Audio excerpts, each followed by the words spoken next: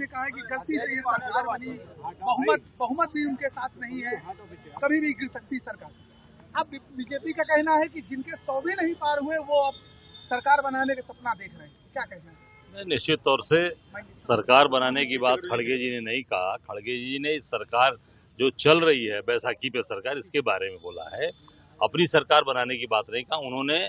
जो ये भाजपा की एनडीए की सरकार जो बनी है ये बैसाखी पे चल रही है और लंगड़ी सरकार है।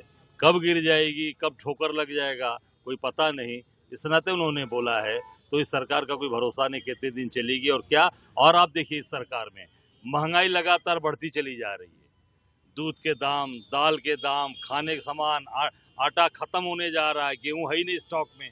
ये सरकार की यही स्थिति है कि पूरी सरकार बद से बदतर स्थिति में चल रही है। जिस तरह से पहले नतीजे आए, उसके बाद मोहन भागवत जी का बयान आया, मोहन भागवत जी के बाद इंद्रेश कुमार जी का बयान आया, अब वो पलटी मार रहे हैं। उन्होंने कहा कि जो लोग राम को नहीं मानते थे उनको नकारा है।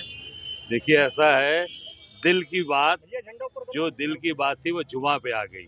चाहे वो इंद्रेश कुमार के जुबां पे आई हो, चाहे मोहन भागवत की आई। अंदर अंदर जो भाजपा और जो संघ में जो तनाव चल रहा है, निश्चित समझते हैं कि पूरी तरीके से भाजपा और संघ में जबरदस्त तरीके से आपस में जूता बाजार शुरू हो गया। जिस तरह से नतीजे आए हैं, उपचुनाव भी होने वाले हैं, उपचुनाव को लेकर किस तरह की रणनीति रहेगी आप लोगों की?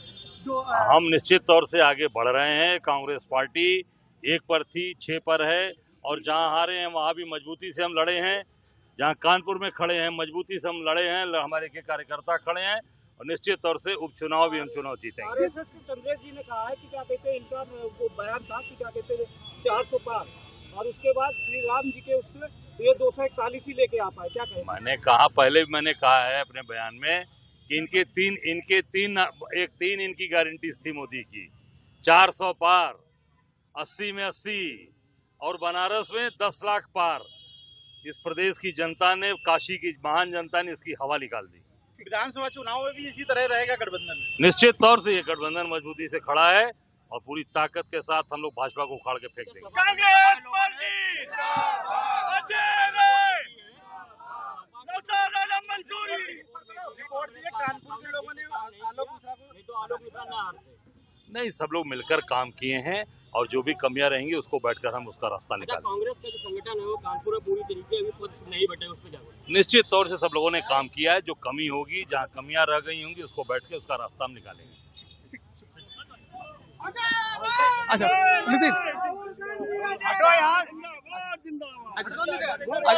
अजय छोटू, अजय भैया अभी अजय भैया मिल लीजिए तो फिर एक सिंगल। आओ आगे चलो। हाँ।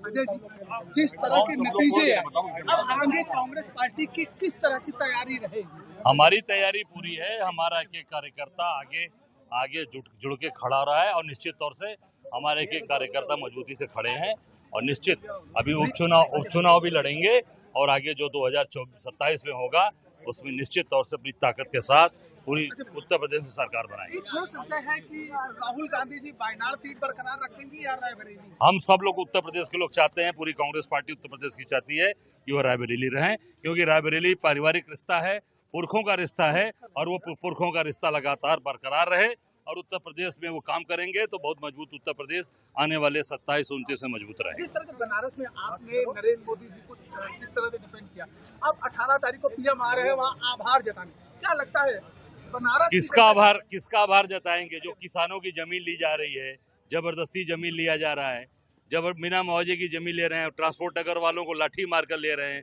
और तमाम अब वहाँ की जो गंजारी में जो स्टेडियम बना रहे हैं, जबरदस्ती किसानों की जमीन ले रहे हैं, अवैधिक सिटी की जमीन ले रहे हैं, काशी द्वार की जमीन ले रहे हैं। ये सबसे जनता उब चुकी है। निश्चित तौर से 18 को आएंगे और केवल जुटाई हुई भीड़ और जो ऑर्गेनाइज लोग रहेंगे, जो सरकारी तंत्र के द्वारा जुटाए रहेंगे, उनसे मिलकर चले जाएंगे। बनारस में जो कम मार्जिन आया और जिस तरह से अयोध्या हारी सीट, दोनों वजह एक ही थी कि अयोध्या में कुछ लोगों वहाँ नए निश्चित तौर से बनारस में बुरी तरीके से पीछे गए हैं।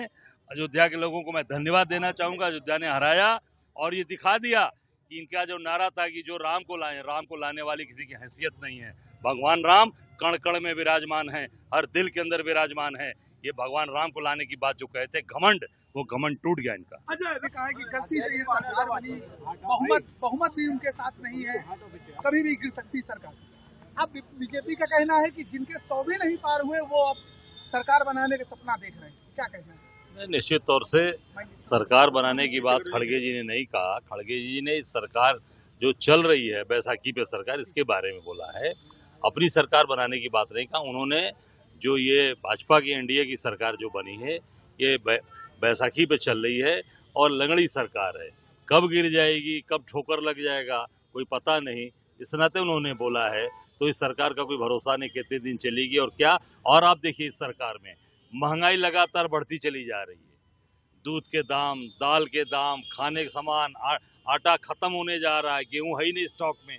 ये सरकार की यही स्थिति है कि पूरी सरकार बद से बदतर स्थिति में चल रही है। जिस तरह से पहले नतीजे आए, उसके बाद मोहन भागवत जी का बयान आया, मोहन भागवत जी के बाद इंद्रेश कुमार जी का बयान आया, अब वो पलटी मार रहे हैं। उन्होंने कहा कि जो लोग राम को नहीं मानते थे उनको नकारा है। देखिए ऐसा है, दिल की बात, जो दिल की बात थी वो जुबां पे आ गई। चाहे वो इंद्रेश कुमार के जुबां पे आई हो, चाहे मोहन भागवत की आई। अंदर अंदर जो भाजपा और जो संघ में जो तनाव चल रहा है, निश्चित समझते हैं कि पूरी तरीके से भाजपा और संघ में जबरदस्त तरीके से आपस में जूता बाजार शुरू हो गया। जिस तरह से नतीजे आए हैं, उपचुनाव भी होने वाले हैं, उपचुनाव को लेकर किस तरह की रणनीति रहेगी आप लोगों की? जो हम निश्चित तौर से आगे बढ़ रहे हैं। कांग्रेस पार्टी 1 पर थी, 6 पर है, और जहां हारे हैं वहां भी मजबूती से हम लड़े हैं। जहां कानपुर में खड़े हैं मजबूती से हम लड़े हैं, हमारे के कार्यकर्ता खड़े हैं, और निश्चित तौर से उपचुनाव भी हम चुनाव जीतेंगे। आरएसएस के चंद्रेश जी ने कहा है कि क्या कहते हैं, इनका वो बयान था कि क्या कहते हैं 400 पार, और उसके बाद श्री राम जी के उससे ये 241 ही लेके आ पाए, क्या कहें? मैंने कहा, पहले भी मैंने कहा है अपने बयान में कि इनके तीन इनकी गारंटीज थी मोदी की। 400 पार, 80 में 80, और बनारस में 10 लाख पार। इस प्रदेश की जनता ने, काशी की महान जनता ने इसकी हवा निकाल दी। विधानसभा चुनाव में भी इसी तरह रहेगा गठबंधन? निश्चित तौर से ये गठबंधन मजबूती से खड़ा है और पूरी ताकत के साथ हम लोग भाजपा को उखाड़ के फेंक देंगे। कांग्रेस पार्टी अजय राय, नौशाद आलम मंसूरी। रिपोर्ट दी है कानपुर के लोगों ने आलोक मिश्रा को, नहीं तो आलोक मिश्रा ना हारते।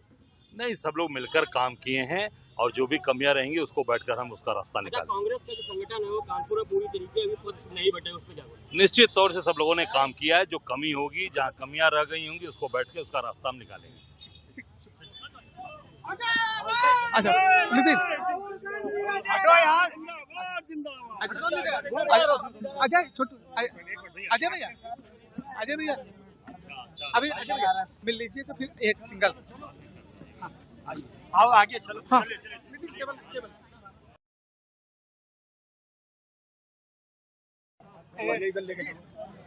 अजय जी, जिस तरह के नतीजे हैं, अब आगे कांग्रेस पार्टी की किस तरह की तैयारी रहेगी? हमारी तैयारी पूरी है। हमारा एक कार्यकर्ता आगे जुड़ के खड़ा रहा है, और निश्चित तौर से हमारे एक कार्यकर्ता मजबूती से खड़े हैं, और निश्चित अभी उपचुनाव भी लड़ेंगे, और आगे जो 2027 में होगा उसमें निश्चित तौर से अपनी ताकत के साथ पूरी उत्तर प्रदेश में सरकार बनाएंगे। एक थोड़ा संशय है कि राहुल गांधी जी वायनाड सीट बरकरार रखेंगे या रायबरेली? हम सब लोग उत्तर प्रदेश के लोग चाहते हैं, पूरी कांग्रेस पार्टी उत्तर प्रदेश की चाहती है कि वो रायबरेली रहें, क्योंकि रायबरेली पारिवारिक रिश्ता है, पुरखों का रिश्ता है, और वो पुरखों का रिश्ता लगातार बरकरार रहे, और उत्तर प्रदेश में वो काम करेंगे तो बहुत मजबूत उत्तर प्रदेश आने वाले 27-29 में मजबूत रहे। जिस तरह से बनारस में आपने नरेंद्र मोदी जी को जिस तरह से डिफेंड किया, अब 18 तारीख को पीएम आ रहे हैं वहाँ आभार जताने, क्या लगता है बनारस किसका आभार जताएंगे? जो किसानों की जमीन ली जा रही है, जबरदस्ती जमीन लिया जा रहा है, बिना मुआवजे की जमीन ले रहे हैं, ट्रांसपोर्ट नगर वालों को लाठी मारकर ले रहे हैं,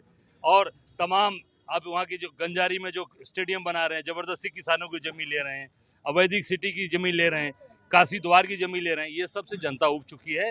निश्चित तौर से 18 को आएंगे, और केवल जुटाई हुई भीड़ और जो ऑर्गेनाइज लोग रहेंगे, जो सरकारी तंत्र के द्वारा जुटाए रहेंगे, उनसे मिलकर चले जाएंगे। बनारस में जो कम मार्जिन आया और जिस तरह से अयोध्या हारी सीट, दोनों वजह एक ही थी कि अयोध्या में कुछ लोगों वहाँ नए निश्चित तौर से बनारस में बुरी तरीके से पीछे गए हैं, अयोध्या के लोगों को मैं धन्यवाद देना चाहूंगा। अयोध्या ने हराया और ये दिखा दिया कि इनका जो नारा था कि जो राम को लाने वाली किसी की हैसियत नहीं है।